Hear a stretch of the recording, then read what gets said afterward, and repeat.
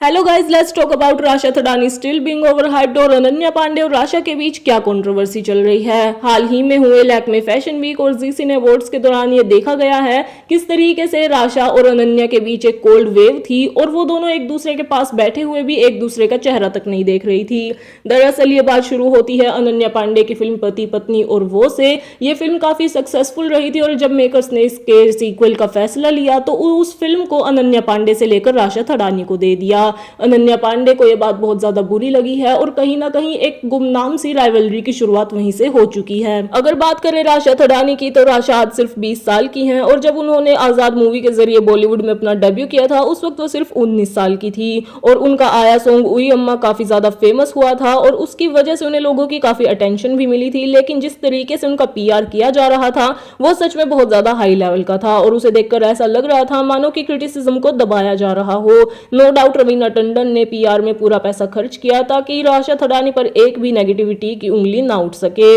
उसकी वजह से उन्हें काफी अटेंशन मिला पर ऐसा लग रहा था जैसे उन्हें ओवर ही हाइप किया जा रहा हो। नो डाउट उनकी एक्टिंग, उनके एक्सप्रेशन, उनके मूव्स अच्छे थे, उन्होंने काम किया, उन्होंने एफर्ट भी डाले हैं, लेकिन जो हाइप उन्हें मिल रहा था only due to one song that was so not worth it. उनकी वीडियोस और फैन एडिट्स पर रिपीटेटिवली एक ही तरीके के कमेंट्स देखे जा सकते थे कि वो दूसरे स्टार किड्स से बेटर हैं, वो नेक्स्ट जनरेशन की कैटरीना कैफ या तारा सुतारिया हैं। ऐसे कितने ही सारे कमेंट्स आए हैं। अब अगर स्टार किड्स की बात हो ही रही है तो एक बात तो है कि स्टार किड्स के लिए ऑडियंस को खुश करना बहुत ज्यादा मुश्किल होता है और इस वजह से अनन्या पांडे को भी बहुत सारी सफरिंग झेलनी पड़ी है। अनन्या ने अपना डेब्यू किया था student of the year 2 movie से और उस वक्त पर उनके एक्टिंग और मीडिया इंटरेक्शंस इतने अच्छे नहीं थे। इसकी वजह से उन्हें काफी हेट मिला था, उन्हें बहुत ज्यादा ट्रोल किया जा रहा था और उनकी फोटोज, वीडियोस और उनकी जो इतने भी एडिट्स होते थे उनके नीचे लगातार काफी नेगेटिव कमेंट्स आ रहे थे। पर आज के टाइम पर अगर उनका काम देखे, उनकी रिसेंट फिल्में देखे तो ये साफ पता चलता है that she had worked her way up. हाल ही में आई उनकी फिल्म केसरी 2 में भी उनकी एक्टिंग को काफी ज्यादा पसंद किया जा रहा है और अब अगर उनकी रिसेंट फिल्म्स को उठाकर देखा जाए तो ये साफ पता चलता है कि उन्होंने कितनी मेहनत की है, कितने एफर्ट्स डाले हैं ताकि वो अपनी एक्टिंग को सुधार सके, फिल्म को और बेहतर कर सके और अपने स्किल्स को और भी ज्यादा शार्प कर सके।